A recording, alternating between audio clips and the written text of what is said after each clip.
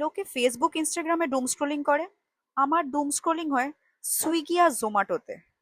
আমার কি যে ভালো লাগে সুইগি আর জোম্যাটোতে খাবার না অর্ডার করে খালি স্ক্রোল করতে আর অফার দেখতে আর ডিফারেন্ট ডিফারেন্ট রেস্টুরেন্ট দেখতে।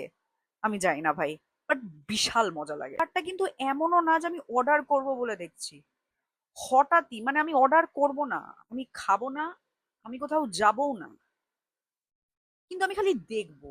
আমার খাবার দেখতে খুব ভালো লাগে, আবার কোনো ভালো খুব অফার থাকলে আমি দেখে খুশিও হই। সুইগি জোম্যাটো যদি একবার আমি খুলে নিই, অ্যাটলিস্ট আধ ঘন্টা আমি টানা স্ক্রোল করে যাই, টানা স্ক্রোল করে যাই।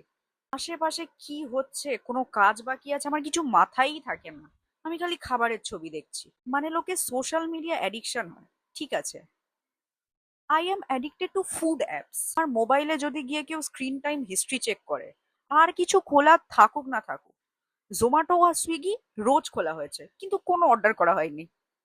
মানে এরকম হ্যাবিট যে কার থাকে আমি জানি না।